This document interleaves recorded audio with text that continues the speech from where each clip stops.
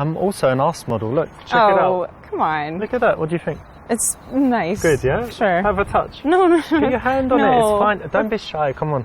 I'd rather not. You can, really. It's okay. No. Look, I can touch you. You can touch me. Oh my God. No, you can't. No, you can't. I could get you a job. Yo, what the fuck? So the other day I got an email about a game called Super Seducer, How to Talk to Girls. They gave me a Steam key and a PlayStation 4 key. Sony, what are you doing? It's by a guy named Richard LaRuina. He is a self-proclaimed pickup master of pickup artistry and the like, and he's made himself a game where you basically go through a couple pre-filmed scenarios and choose your own adventure style, try to pick up different women in a variety of different scenarios. It's basically the Room of video games. And yes, I'm aware that Donkey already put out a video on it. I haven't seen it, and I got this email before his video came out, so piss off. So from looking into Richard LaRuina, he was an 18-year-old guy who ended up making a lot of money off the stock market and then got kind of depressed because he didn't have any social skills and he didn't know how to pick up women. I guess he was bullied when he was younger too and stuff, so he put it upon himself to become a master of picking up girls, and he wants to share his knowledge to everyone about how he became so amazing and desirable to literally every woman on the planet. Don't be such a doormat, pushover, wet blanket, damp squib. All of these things, basically a wussy. In reality though, with him and Piers Morgan together, I haven't seen that many dicks in the same place since I played Genital Jousting. So of course I had to play this game. I mean, this is my channel, I play the weirdest stuff I can possibly find, and this was definitely at the top of the list. I spent 2 hours playing this game, and it almost broke me. I'm not even kidding. There's a lot of humor, or at least what I assume is supposed to be humor, that's tried to be played for laughs, and it is funny, don't get me wrong, but not for the reasons that I assume Richard LaRuina intended. There's a lot of weird choices in this game that are definitely the wrong thing to do, and that should be very obvious, and I think he was trying to make them jokes, but they don't really come across as funny as much as they do extremely cringy and awkward. So how do you like this place? This place? Why not? You just got here, you know? Let's just give it a chance. We'll have a drink and see who's here. Hey girls. Get out of me. How's it going, girls? Get out!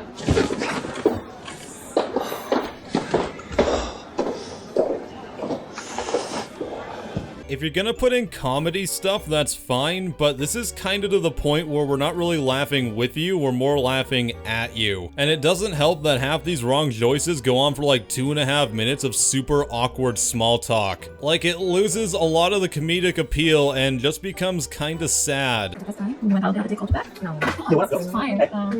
You too. Listen, do you know what I really like in a girl? Surprise me. My dick. Oh. Surprise! Oh, Surprise! how Happy smart. surprise. How smart. Does it work? Does it work? It works very well. Don't need anything. It's ready now to work. Really? Yeah. Oh, you're gonna Prove it. Yeah, show us how it works. Okay, what's your check this out? Look, Sure. ready for a big surprise. Oh, the big one. Whoop, check it out. Not so big, sorry. Ah!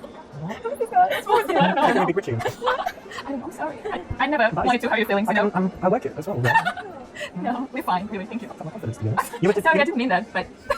Alright, well, it's a shit anyway. Thank you for ruining my life. No problem, it's fine. Alright. Oh my god.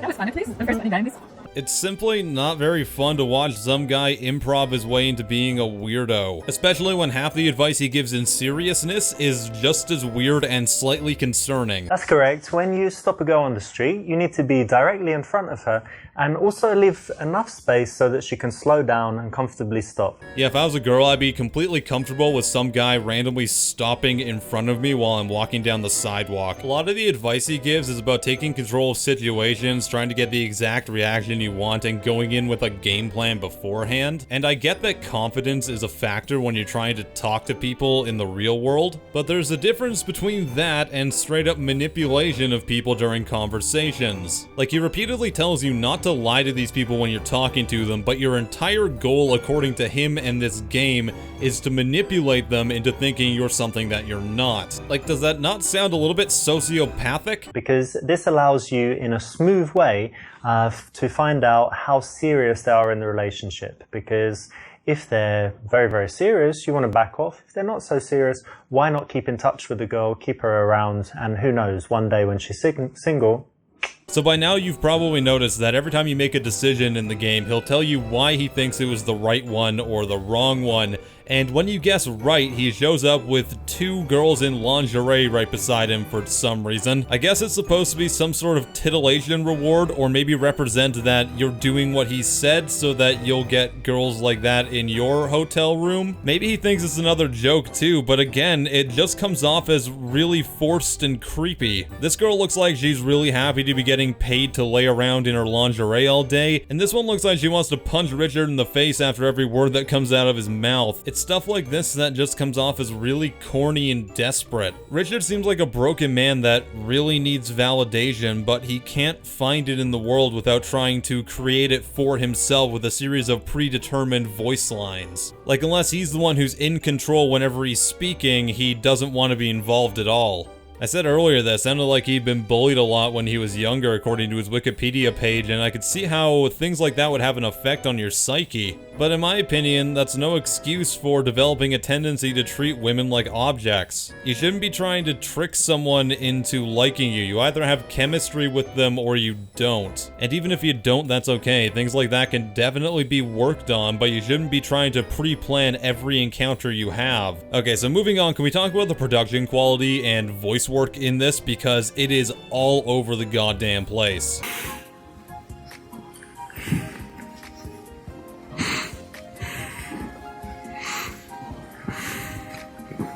There are these things called live microphones, audio mixing, camera work, etc. that I don't think anyone who worked on this project has any experience with. They more or less get the rule of thirds down, but everything's super washed out, things go out of focus constantly, and other things are in focus that shouldn't even be there in the first place. The sound is up and down constantly, half the time the microphones aren't hooked up properly and sound like tin cans. No, I was gonna ask you to come and to take care of my cat. Oh, okay. Do you have some free time? Just a few times during this weekend to come and to cook for Tom. Cook? Yes. And the entire thing is edited in a way that cuts off the last couple syllables on his sentences. Now look, I'm no audio engineer or filmmaker myself, but even I know these basic things after only taking a couple courses in it at college. I also know not to oversaturate your images to make them look radioactive. Look, there's no value to this and nothing that he teaches you beyond the obvious stuff like don't be a creepy pervert out in public. Don't shove your butt in people's faces. Don't start rubbing your crotch when you're talking to a girl on the sidewalk. And if you can't figure that out, then I think you might need a little bit more than some basic dating advice. I'm actually going to the park to feed the squirrels with my friend. What? Feed squirrels? Yeah. And ducks or squirrels? No, just the squirrels. These little guys, yeah? Yeah, we got them to be our friends. What do you sort of. feed them? Like hot dogs?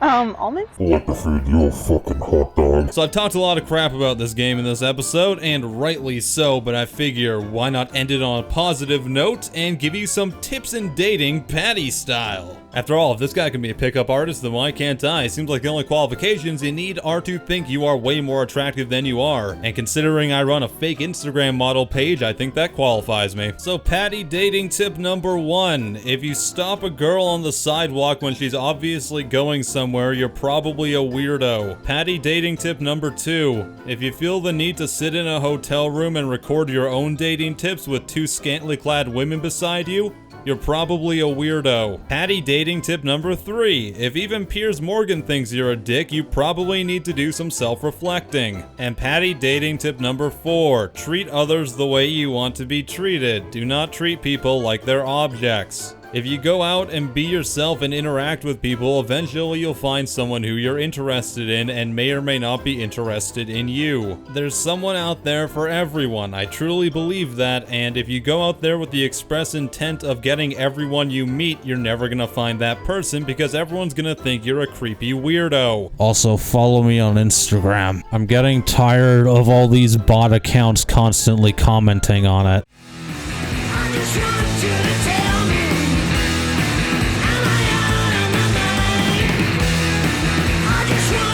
Tell